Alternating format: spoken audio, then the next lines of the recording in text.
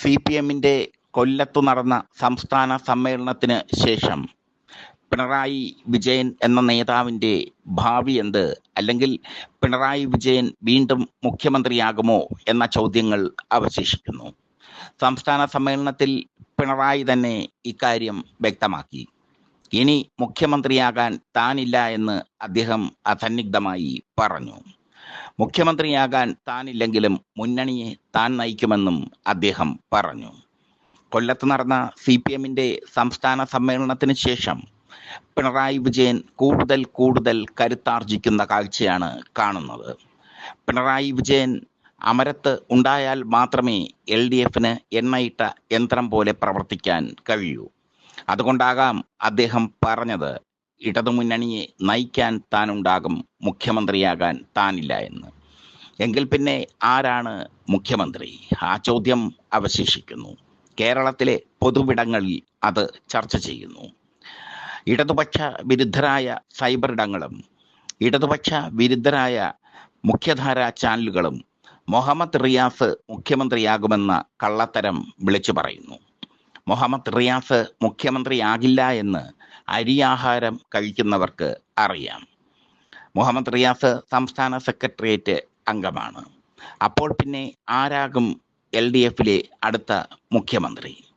LDFന് തുടർച്ചയായി ഭരണ തുടർച്ച നൽകി ചരിത്രം സൃഷ്ടിച്ച പിണറായി വിജയൻ വീണ്ടും മുഖ്യമന്ത്രിയാകില്ല എന്ന് അദ്ദേഹം തന്നെ പറഞ്ഞു കഴിഞ്ഞു. പക്ഷേ അദ്ദേഹം മുന്നണിയെ നയിക്കും. അപ്പോൾ പിന്നെ ആരാകും മുഖ്യമന്ത്രി? ആ ചോദ്യം ചെന്നെത്തി നിൽക്കുന്നത് ഒരൊറ്റ വ്യക്തിയിലാണ്. ഒന്നാം പിണറായി സർക്കാരിന്റെ കാലത്ത് ആരോഗ്യമന്ത്രി എന്ന നിലയിൽ മികവുറ്റ പ്രവർത്തനം കാഴ്ചവെച്ച KK ശൈലജ ടീച്ചർ, കേരളത്തിന്റെ ടീച്ചറമ്മയിൽ KK ശൈലജ ടീച്ചറെ മുഖ്യമന്ത്രിയാക്കാനുള്ള സാധ്യതകൾ വളരെ കൂടി വരുന്നു. ഇപ്പോൾ സംസ്ഥാന സെക്രട്ടേറിയറ്റിൽ ഏറ്റവും ഗ്ലാമർ താരവും KK ശൈലജ തന്നെയാണ്. ആരോഗ്യവകുപ്പ് മന്ത്രി എന്ന നിലയിൽ അവർ കാഴ്ചവെച്ച പ്രവർത്തനങ്ങൾ ശ്രദ്ധേയമാണ്. പ്രത്യേകിച്ചും കോവിഡ് കാലത്ത് അവരുടെ കീഴിൽ ആരോഗ്യവകുപ്പ് എണ്ണയിട്ട യന്ത്രം പോലെ പ്രവർത്തിച്ചു.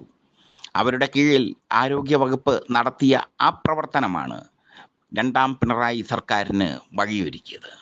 ശക്തമായ ഭരണവിരുദ്ധ തരംഗം നിലനിന്നിട്ടും രണ്ടാം പിണറായി സർക്കാർ അധികാരത്തിൽ വന്നു. അത് ശ്രദ്ധേയമാണ്. എന്തായാലും മൂന്നാം പിണറായി സർക്കാർ വരുമെന്ന് കരുതുന്നവർക്ക് നിരാശയാണ് ഫലം.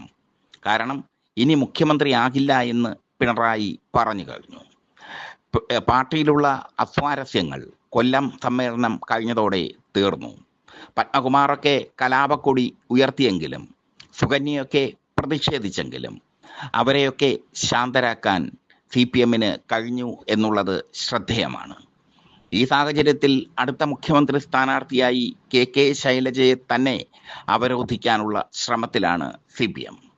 മുമ്പ് KK ശൈലജയെ സംസ്ഥാന സെക്രട്ടറിയാക്കാൻ ഒരു ശ്രമം നടത്തിയിരുന്നു. പക്ഷേ നറുക്കു വീണത് ഗോവിന്ദൻ മാസ്റ്റർക്കാണ്. എന്തായാലും ഒരു വനിതാ മുഖ്യമന്ത്രി CPMലൂടെ കേരളത്തിൽ ഉണ്ടാകും. അങ്ങനെ ഒരു ചരിത്രം സൃഷ്ടിച്ചുകൊണ്ട്, അങ്ങനെ ഒരു പ്രതീതി ജനിപ്പിച്ചുകൊണ്ട് KK ശൈലജയെ മുഖ്യമന്ത്രിയായി അവരോധിച്ച് പ്രചരണത്തിനിറങ്ങാനാണ് CPMന്റെ തീരുമാനം. മുമ്പ് KR ഗൗരി അമ്മയെ മുഖ്യമന്ത്രിയായി അവരോധിച്ചുകൊണ്ട് പ്രചരണം നടത്തി LDF വലിയ വിജയം നേടിയിരുന്നു. പക്ഷേ അന്ന് KR ഗൗരിയമ്മ മുഖ്യമന്ത്രി ആയില്ല. പകരം മുഖ്യമന്ത്രിയായത് EK നായനാരാണ്. പക്ഷേ ഇപ്പോൾ ശൈലജ ടീച്ചർക്ക് എല്ലാ സാധ്യതകളും തുറന്ന് കിട്ടിയിരിക്കുന്നു. ശൈലജ ടീച്ചർ മുഖ്യമന്ത്രിയാകും എന്ന സൂചന ശക്തമാകുന്നു. മുഹമ്മദ് റിയാസിനെ മുഖ്യമന്ത്രിയാക്കുമെന്ന് സൈബറിടങ്ങൾ പറയുന്നതൊക്കെ പൊള്ളത്തരമാണെന്ന് തെളിഞ്ഞു കഴിഞ്ഞു. ഇടതുമുന്നണി കൺവീനർ രാമകൃഷ്ണനും സംസ്ഥാന സെക്രട്ടറി ഗോവിന്ദൻ മാസ്റ്ററും പറഞ്ഞൊരു കാര്യം ശ്രദ്ധേയമാണ്. ഞങ്ങൾക്ക് മുഖ്യമന്ത്രി സ്ഥാനത്തേക്ക് പരിഗണിക്കാൻ ഒരുപാട് നേതാക്കളുണ്ട്. അതാണ് അവർ പറഞ്ഞത്. പിണറായി വിജയൻ കൊല്ലം സംസ്ഥാന സമ്മേളനം കഴിയുമ്പോൾ പിണറായി വിജയൻ ഇനി മുഖ്യമന്ത്രിയാകില്ല എന്ന് ഉറപ്പിച്ച് പറഞ്ഞു കഴിഞ്ഞു. പിണറായിക്ക് കൂടെ താല്പര്യമുള്ള ഒരാളായിരിക്കും ഇനി മുഖ്യമന്ത്രിയാകാൻ പോകുന്നത്.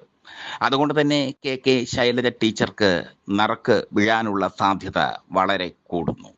എന്തായാലും CPM രാഷ്ട്രീയത്തിൽ വമ്പൻ ട്വിസ്റ്റുകൾ സംഭവിക്കും. കെ ശൈലജ ടീച്ചർ കഴിഞ്ഞ തവണ വടകര നിന്ന് ലോക്സഭാ ഇലക്ഷനിൽ പരാജയപ്പെട്ടെങ്കിലും അവരുടെ ഗ്ലാമറിന് ഒരു കുറവും വന്നിട്ടില്ല. അവർക്ക് ജനങ്ങൾക്കിടയിലുള്ള പിന്തുണയ്ക്ക് ഒരു കുറവും വന്നിട്ടില്ല. കഴിഞ്ഞ ലോക്സഭാ ഇലക്ഷനിൽ UDF തരംഗമുണ്ടായി. ആ തരംഗത്തിൽ ശൈലജ ടീച്ചർ തോറ്റുപോയി, അത്രയേ ഉള്ളൂ. കഴിഞ്ഞ തവണ നിയമസഭാ ഇലക്ഷനിൽ ഏറ്റവും കൂടുതൽ ഭൂരിപക്ഷം നേടി ജയിച്ച CPM നേതാക്കളിൽ ഒരാളാണ് ശൈലജ ടീച്ചർ. അതുകൊണ്ട് തന്നെ ശൈലജ ടീച്ചറെ മുഖ്യമന്ത്രിയായി അവരോധിച്ചുകൊണ്ട് CPM പ്രചരണം നടത്താൻ തീരുമാനിച്ചിരിക്കുന്നു എന്ന വിവരം പൊളിറ്റിക്സ് കേരള എക്സ്ക്ലൂസീവായി പുറത്തുവിടുന്നു.